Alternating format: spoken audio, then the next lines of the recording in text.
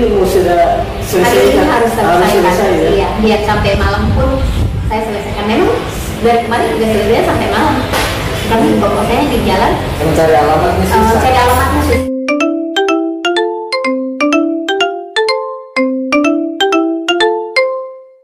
Jangan lupa pakai pipi dalam.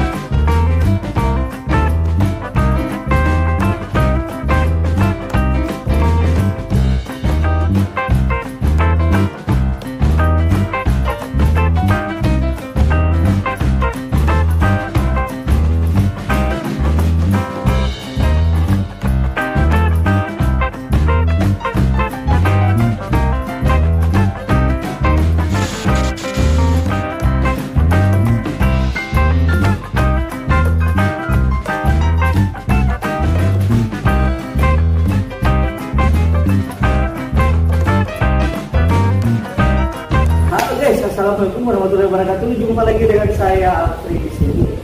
Oke, kali ini saya tidak sendiri, saya ditemani oleh Pak Sutri. Wow, sangat bijaksana, sangat mulia. Ya, ini yang suami ini baru saya lihat mirip Jonathan Fries ya. Iya. Lihat dari sedotan kali. Iya, 11-12 dia kayak Jonathan Fries. Amin deh. Nah, oh iya, boleh perkenalkan diri dengan ibu siapa? Assalamualaikum warahmatullahi wabarakatuh. Nama saya Ya. Bunda Tini, ya, Tini Awi, tepatnya, tapi biasa dipanggil disapa orang kenal saya dengan sapaan Bunda. Kalau bapak? Saya Ali. Ali. Saya jangan katakan apa. Dosa panjang-panjang ya. Ali yang Jangan dan jelas. Oke, Bapak Ibu, ini sebenarnya banyak sekali nih sembako di atas meja ini ya. Ini inspirasi dari mana Bapak sama Ibu sampai kepikiran untuk membagikan sembako kepada masyarakat Kota Solo, khususnya Papua Barat? Ini yang punya ide pertama siapa nih, Bapak atau Ibu? Ibu. Ini mungkin bisa dapat ide dari Pak. Idenya sih sebenarnya dari diri sendiri ya. Karena tiap tahun kita membagikan sebagian dari kita ya, ya untuk orang-orang yang memang patut menerimanya.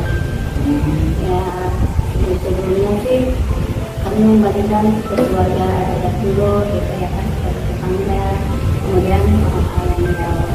Tapi di saat suasana seperti ini ya, yang dimana Indonesia ya terkena musibah COVID-19 ini ya, dan termasuk Papua kita ya, itu membuat hati saya terketuk untuk berbagi, dimana banyak yang membutuhkan, banyak yang membutuhkan seperti bahan pokok ya. Mana saya lihat banyak orang yang susah dari diri kita aja sebenarnya ya, ada rasa gimana gitu ya kan, tapi kita lihat ke bawah bahwasannya masih banyak yang jauh lebih susah ya kan, banyak yang kehilangan pekerjaannya, banyak yang di PHK, banyak yang tidak dapat pendapatan sedikit pun, suami yang untuk mencari nafkah ya kan, untuk suami istri dan anak-anaknya ya kan, pokoknya banyak yang kehilangan pendapatan. Di situ saya merasa kenapa hati saya tidak terketuk pada saat ini ya, di suasana ini membagikan sembako yang mungkin mereka bisa menggunakan, menyempatkan untuk mereka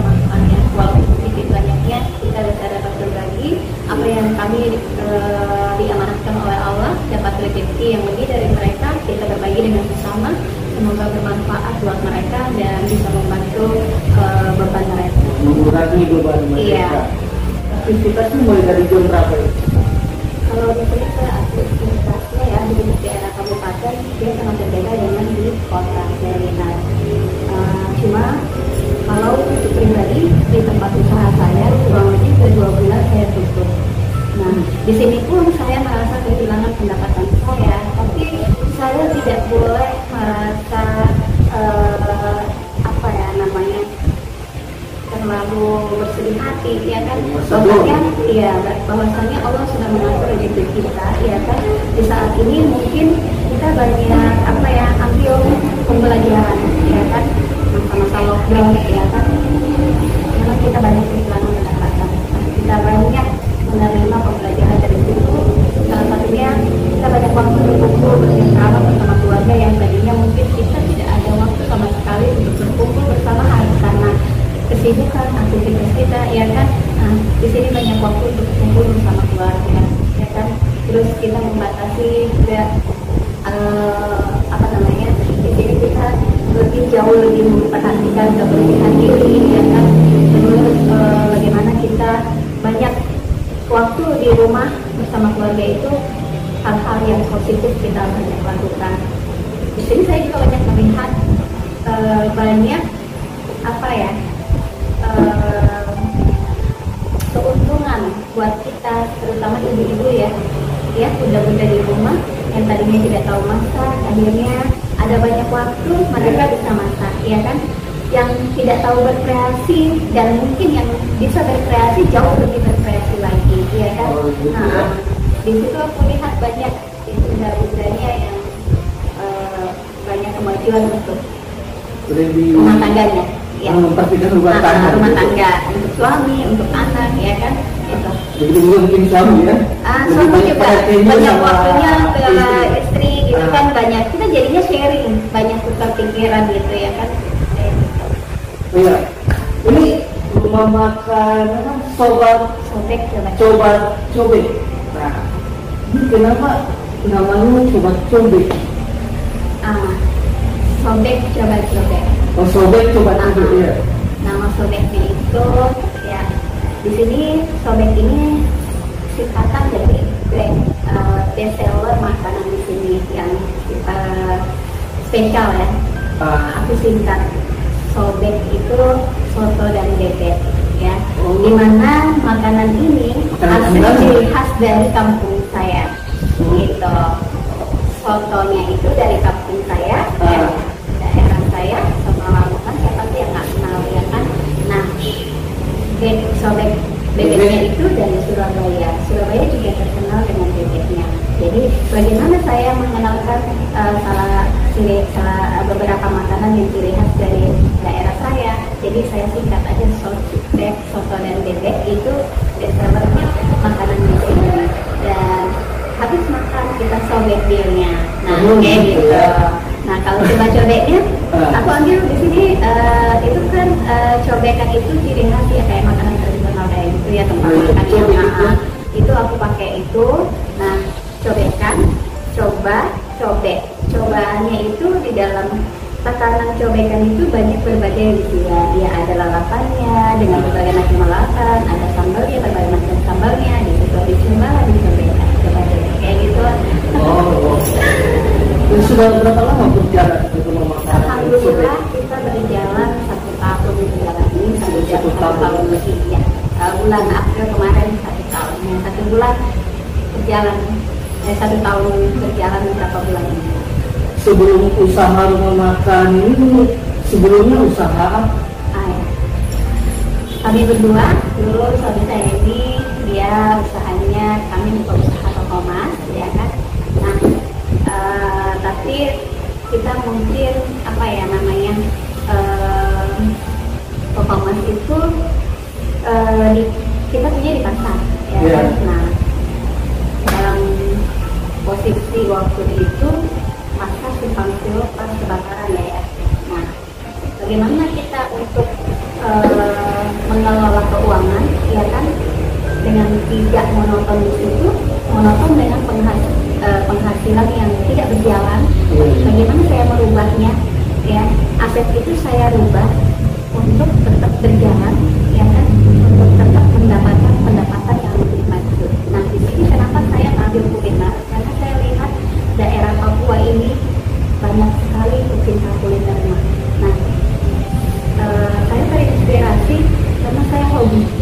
hobi masak, hobi kulineran. Saya juga sering kulineran di mana-mana. Jadi di situ menginspirasikan saya mau buka usaha itu mungkin berkembang, tapi tidak menutup kemungkinan untuk membuka kembali toko emas kami. Alhamdulillah kembali lagi. Jadi kemudian sudah buka lagi. Nah, kita masih online. Kita masih online karena tempatnya belum jadi kita online. Alhamdulillah online pun berjalan karena orang sudah tahu toko emas kita dan kualitas emas kita kayak gitu. Nah, amin. Saya ngambil ini kulineran karena itu hobi. Kalau kita hobi, kita melakukan sesuatu itu enjoy. Iya. Nah, ya kan? Tidak terbebani. Tidak terbebani. Gitu. Karena kalau kita enjoy, seberat apapun akan jadi ringan. Kalau kita nggak enjoy, seringan apapun akan menjadi berat. Seperti itu. Bapaknya pintar masak. Masak air. Tapi cuma support aja. Gitu. Sebagai kasih mungkin. Tapi tetap kembali ke ini insya Allah ya. Aktivitas yang usaha dulu ya. Insya Allah. Jadi ibunya tetap kuliner, bapaknya kembali ke insya Allah. Iya. Kenapa larinya ke kuliner? Kenapa tidak buka kayak butik? Kan saya lihat kan fashionnya wow. Pasti tahu kan kalau fashion ini kan? Mungkin Pak Alfri nggak tahu apa yang aku jalani, banyak yang aku cobain. Kalau aku nih orangnya suka mencoba sesuatu, ya kan. Kalau untuk keuntungan atau untuk keberhasilan itu dari belakang aku. Kalau aku pribadi aku itu yang penting. Kalau kegagalan itu membuat kita untuk mencapai keberhasilan, ya kan. Nah, keberhasilan ini pasti kita dari kegagalan dulu untuk mendapat keberhasilan, ya kan. Di situ kemudian saya pernah mencoba semuanya. Gagal, saya lain lagi, saya gagal coba lagi. Bukan dari kulineran, saya juga pernah ya seperti kakak tadi bilang fashion saya ya kenapa nggak buka butik. Saya pernah jual baju, dari baju yang mungkin biasa, yang mungkin agak high class, yang brand sedikit banyaknya saya pernah mencoba. Tapi ya memang pertama buka tuh lebih banyak banyaknya yang beli. Tapi sudah kepercayaan kita kasih, ngambil satu, ngambil dua, ngambil tiga, dan akhirnya kayak gitu deh. Nah, saya nggak awalnya cash, tapi karena mereka sering ngambil banyak, terus ini ya gitu. Tapi ya udahlah, aku anggap mungkin saya nggak cocok di fashion. Di sini saya nggak cocok di fashion. Akhirnya saya stop. Saya fashion bisnis itunya cuma menawarin, nggak punya toko tetap gitu. Online juga, bukan online sih waktu itu. Saya nggak terlalu di online posting ya, nggak. Saya dari bicarakan aja, mereka datang melihat rumah saya, berangkat ke Bandung, Jakarta belanja. Awalnya sih saya cuma jalan-jalan. Nah, saya bawa baju, saya pakai, teman-teman pada mau dong, beliin dong. Akhirnya saya bawa dari yang 50 pesos naik lagi, kayak gitu. Tapi saya nggak, kebetulan nggak ada di fashion, akhirnya saya nggak ini. Tapi saya jadikan pembelajaran bahwasannya saya punya pengalaman di bidang itu. Nah, saya jadikan pengalaman aja sih, kegagalan itu buat saya yang penting ada pengalaman. Nah, ini larinya kita ke rumah makan lagi, rumah makan sobek coba. Nah, ini belajar masaknya dari mana? Terus terang loh, aku masih gadis nih dulu cewek, aku nggak tahu sama sekali masak karena aku anak bungsu cewek ya. Jadi biasa namanya itu kan dimanjain ya. Sama mamaku nggak boleh kerja, sama kakak-kakak juga mungkin karena aku adik, jadi nggak terlalu kerja, kakak semua yang ngerjain. Pas nikah awalnya kan sama orang tua nih tinggal, jadi kan kita sebagai istri kan kalau nggaknya aku ya, jadi ngeliatin ya keluarganya masak, aku ikut aja ngeliatin gitu. Lama-lama mungkin aku kayak malu sendiri, kenapa ya aku nggak siapin makanan gitu, pengen masak. Tapi pas setelah tinggal sendiri, tidak sama orang tua ya, sama mertua, akhirnya kontrak waktu itu. Jadi di situ aku kayak pengen sih nyiapin suami, pengen kayak apa ya, biasalah ya kayak gitu kan. Jadi aduh aku masak biar deh, kayak enak. Awalnya memang coba rasanya apa gitu kan. Tapi ya karena sering belajar sering apa ya, aku tuh otodidak, nggak ada namanya otodidak aja, melihat TV suka yang acara masak gitu, baca buku lihat acara yang masak, sampai aku punya majalah dulu sering koleksi yang masak. Akhirnya sering coba akhirnya ya keterusan. Jadi coba-coba ya. Iya, jadi coba kayak gitu. Jadi ini serba otodidak ya, Otodidak kursus semuanya. masak. Tidak ada kursus masak-masakan, tidak ada, jadi semuanya otodidak. Jadi kalau ada yang pesan makanan, yang masak sendiri atau ada yang bantu? Kami di sini ada karyawan, ya kan. Tapi untuk masaknya awal aku buka ini ya, awalnya aku yang terjun sendiri karena tidak mudah untuk mendapatkan orang yang kita percaya masak seperti kita, ya kan. Awalnya aku sendiri bekerja sama, suami yang support, suami yang dukung, dan suami yang membantu apa yang aku butuhkan gitu kan. Nah tapi di samping itu ada karyawan yang membantu kami ya. Mungkin aku misalnya aku suruh nih potong apa itu semua karyawan. Nah kalau olahannya aku sebelum dapat chef, sebelum dapat kokinya, jadi aku pemackingnya kalau ada yang pesan catering atau apa, kalau packing aku sendiri yang kerjain. Aku nggak mau karyawan, walaupun ada karyawan mau bantu nggak, aku sendiri karena nggak suka gitu. Pemackingan itu kadang tangan beda aturan, beda ngaturnya gitu. Jadi aku di situ lihat kerapian. Memang aku kalau orangnya tuh mesti teliti. Biar aku kerja sendiri sampai selesai, biar capek, biar gimana, tapi aku puas. Kalau kita pribadi puas, pasti orang lain puas. Gimana kalau orang lain mau puas kalau diri kita sendiri nggak puas? Iya benar nggak? Ya kayak gitu. Jadi setelah dapat koki, aku percaya dia. Kemudian aku kasih tahu resepnya, kata-katanya gimana. Dia coba beberapa kali, kalau dia sama baru aku lepas aja. Masing-masing yang buat karyawan yang buat set itu beda. Ada yang buat makanan, ada yang buat ini mereka punya yang Beda-beda.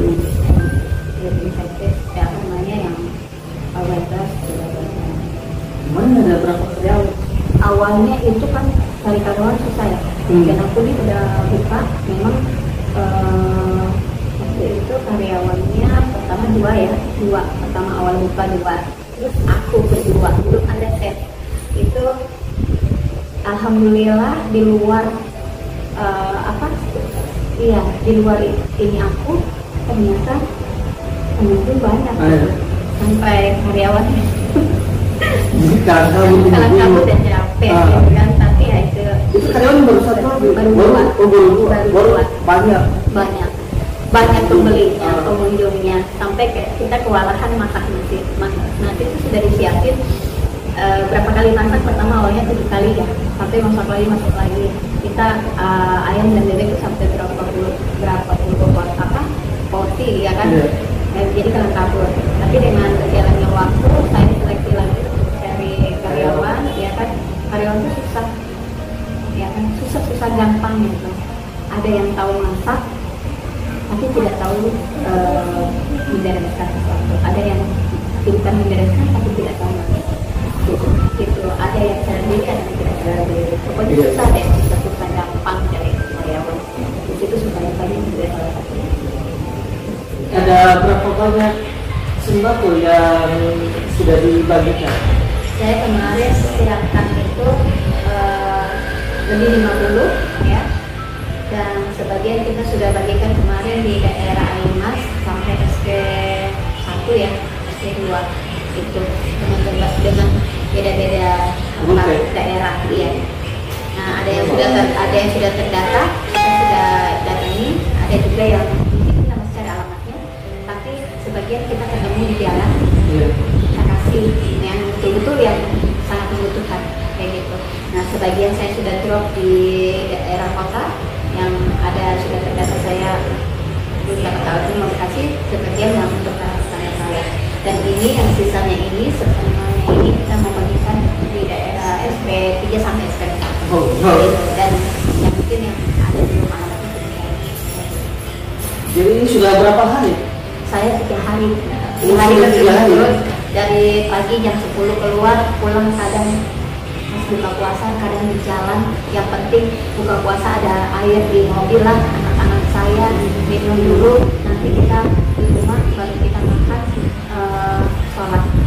Yang penting dapat kejar waktu sholat maghrib. Kalau untuk makan kita yang penting minum aja. Alhamdulillah anak saya dua, satu umur 14 tahun, satu umur 5 tahun, dua-dua berpuasa 1 hari full tanpa mengeluh, diajak untuk berbagi ya, dengan sampai pas berbuka puasa mereka tetap di jalan, tapi mereka tetap semangat bersyukur, tidak pernah mengeluh. Alhamdulillah anak-anak saya menurut, dan di situ saya kita dikasih anugerah, dikasih rezeki anak-anak yang soleh dan soleha, insya Allah kedepannya ya jauh lebih baik lagi di sini. Dan itu saya membawa mereka, kenapa sebenarnya neneknya larang, kenapa diajak kesian dari pagi sampai malam suasana kayak gini, ada covid, terus mereka berpuasa, kamu gak kasihan? Mah saya kasihan, tapi di mana saya mengajarkan anak-anak saya sejauh ini untuk berbuat kebaikan. Mereka harus tahu kalau ada saya lebih, saya bagi dengan mereka yang kekurangan. Bagaimana bersosialisasi tanpa melihat status dan ya kayak gitu. Jadi mereka dari kecil ke bawah dari sampai bisa nanti dewasa kayak gitu. Jadi alhamdulillah mereka nggak pernah yang dengan sekali jalan bawa berapa banyak? ini begini, mobil saya kan kecil ya kan? Mobil saya kecil, terus muatnya bolak-balik kasihan. Oh, jadi berapa? Dan kita 4 orang, tidak mungkin anak saya tinggalkan karena di ruko tidak ada yang jaga. Memang saya tidak percayakan orang untuk jaga ya kan, jadi saya bawa itu. Jadi suami saya, kami di depan itu 4 orang wil-wilan atau wil-wilan desak-desakan kayak gitu.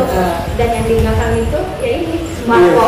Nah sembako ini kan biasanya juga ada yang keluar yang tidak misalnya tempat, jadi kita atur baik-baik.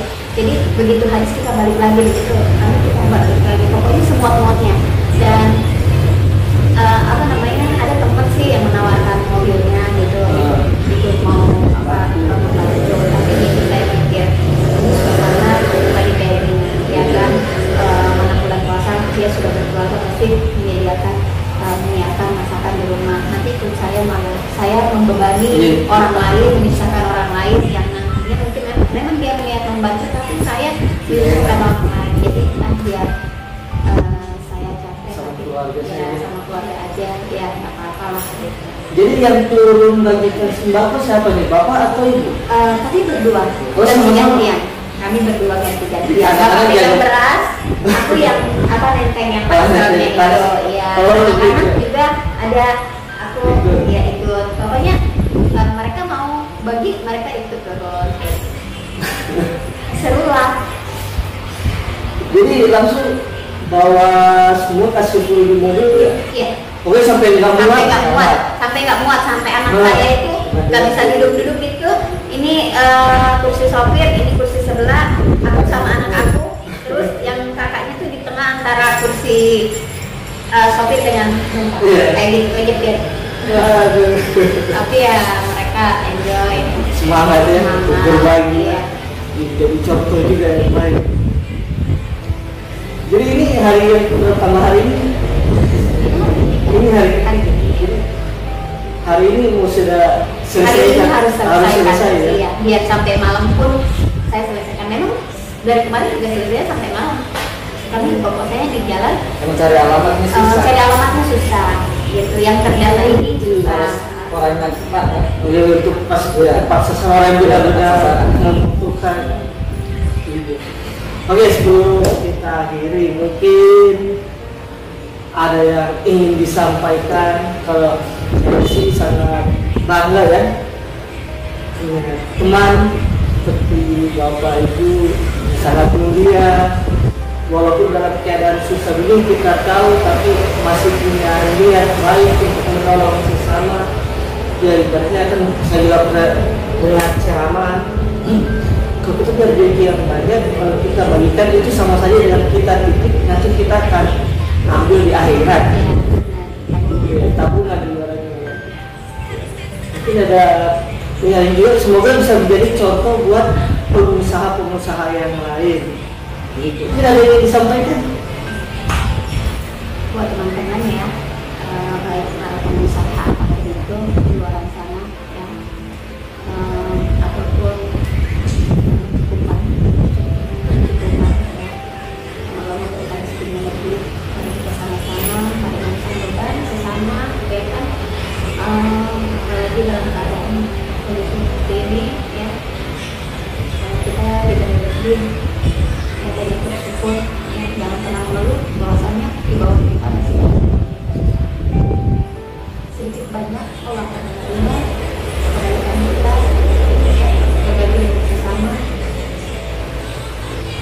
membuat mereka merasa terbantu dan juga mereka mengucapkan